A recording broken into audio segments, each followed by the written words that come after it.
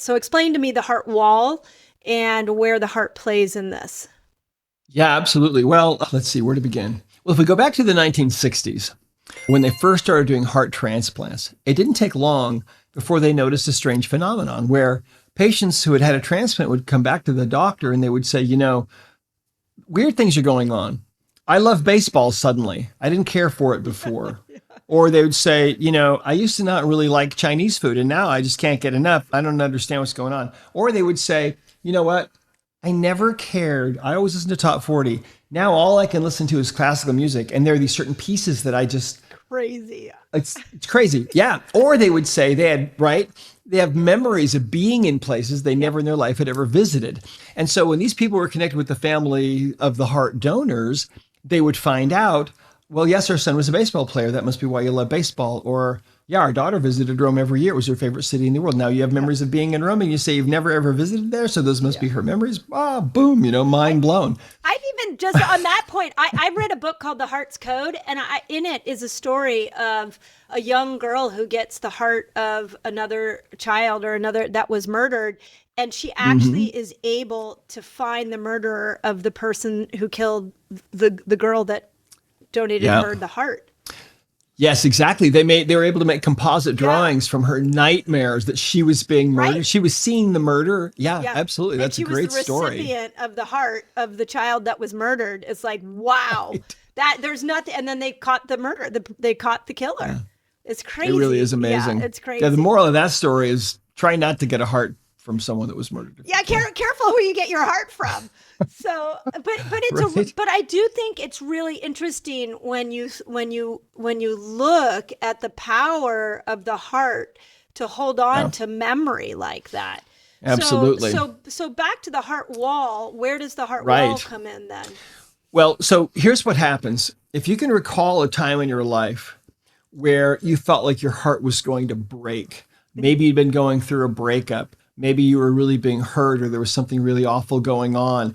That's a physical sensation. And so, yes, the heart is really, we now know, is a second brain. 40,000 dendrites in there, gray matter, white matter. And the messages between the brain and the heart, most of them are traveling from the heart to the brain. Scientists expected it would be vice versa. Yeah, no, exactly.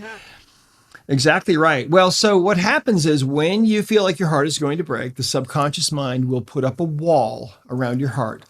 It will build a wall, and that wall is made of layers of your emotional baggage. And what we find is that about 93% of people have put up this wall. And the amazing thing about it is we discovered this on my wife, and she was dealing with depression and anxiety. She never really felt like she belonged anywhere with any group she was ever with, until we were able to finally release that last emotion from around her heart. And then things shifted dramatically for her. I have to tell you this story. The next person that we saw was a woman that came in to see me for neck pain. It was about a 9 on a 0 to 10 scale. She'd seen a couple doctors for it. They hadn't been able to help her. And as I'm talking with her and taking her history, she tells me that she's 38 years old. She's a nurse. She's single. She has not dated in 8 years. She's never going to date again ever. She's essentially celibate. She's going to die single and live a whole life single. And I said, how did you arrive at this? I mean, why do you want to be alone forever?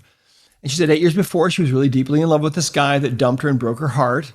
And that was it. So I tested her and found that sure enough, she had put up this wall of energy, this heart wall around her heart. And there were three emotional energies making up this wall. And they all had to do with the breakup from 8 years before. And so I cleared these three emotions. This whole process probably took about 5 minutes. And when I cleared the last emotion, her neck pain, which was a 9, went to 0. It's amazing. Boom, suddenly it was gone. She was so excited. And she left the office and didn't need to come back. But 3 months later, she walks back in. And I'll always remember this. I saw her in my hallway and I said, "Hey, how are you?" I remembered her because I'd never met a celibate woman before.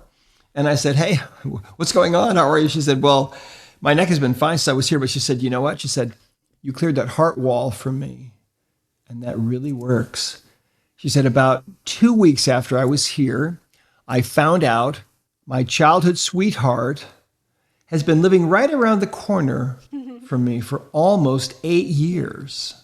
And we're dating. Wow. And we're in love. She said, Wow. I think he's going to ask me to marry him. And I thought, wow, I thought you were celibate.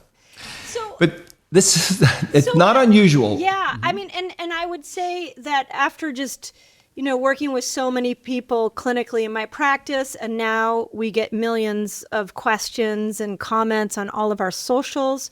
There, you do see a pattern, especially in menopausal women, where there's something else. There's something else there. They're doing all the right things. They're exercising. They're eating. They got on HRT. And there's something else that's going on. And that is what I've been really trying to bring forward in these conversations is what else could there be? Because we're never out of answers. The body is a self-healing regulatory piece of equipment. So why does it keep offering us up these emotional and physical symptoms?